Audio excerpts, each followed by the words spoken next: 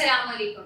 In this video, we will be discussing about satellites. कि satellites क्या होते हैं और कितनी तरह की satellites होते हैं, satellites का purpose क्या होता है और इनके क्या फायदे होते हैं.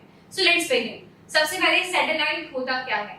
Satellite एक object के किसी planet के गिर्द revolve करने को कहते हैं. That means एक ऐसा object जो किसी भी planet के गिर्द revolve कर रहा हो, उसको हम satellite कहते हैं.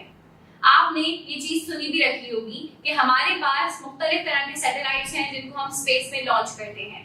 बेस्ड ऑन दैट हमारे पास दो तरह के सैटेलाइट्स कैटेगराइज होते हैं. One is natural satellite and other is artificial satellite.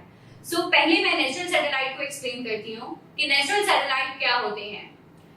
Natural satellite is an object that is a planet or it is revolving around another planet naturally is called natural satellite. That means हमने सुन रखा है हमारे planet system में कि कुछ planets ऐसे हैं जो दूसरे प्लैनेट के गिर्द रिवॉल्व करते हैं. तो ऐसे सैटेलाइट्स जो नेचुरली किसी प्लैनेट के गिर्द रिवॉल्व करते हैं उनको हम नेचुरल सैटेलाइट्स कहते हैं. Apart from that, those satellites which are being sent by the scientists into the space to orbit or revolve around any planet or Earth are called artificial satellites. ऐसे satellites जो artificially हम space में release करते हैं किसी भी planet के गिर्द, उसको हम आर्टिफिशियल सैटेलाइट कहते हैं. दैट मींस ये फिनोमेना नेचुरली नहीं हो रहा, इसको साइंटिस्ट ने किसी तरह से प्रोजेक्ट किया होता है किसी प्लैनेट के ऑर्बिट के अंदर रिवॉल्व करने के लिए. Such kind of objects are called artificial satellites. Example for natural satellite is moon. Moon is revolving around the earth. That means moon naturally earth के गिर्द revolve कर रहा होता है, तो ये एक natural satellite है for the earth. Apart from that, Sputnik 1 was released by the Russia in the space. That was the first artificial satellite जिसको scientists ने artificially space में project किया था.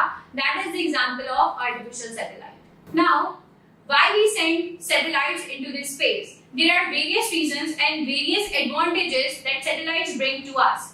First is for communication purpose. हम communication करने के लिए satellites को planet में revolve कराते हैं. Second is to create star maps. नई नई galaxies discover होती हैं, star maps create होते हैं. इन सारी चीजों को discover करने के लिए भी satellites को हम space में project कराते हैं. Other thing is to discover and take planets pictures. जैसे अभी मार्स की डिस्कवरी हुई थी कि मार्स का स्ट्रक्चर कैसा है, that picture has been taken by a satellite. तो सैटेलाइट के सारे फायदे हैं जिसकी वजह से इन्हें स्पेस में रिलीज किया जाता है. In the very next video, we will be discussing about Newton's law of gravitation in terms of the motion of satellite.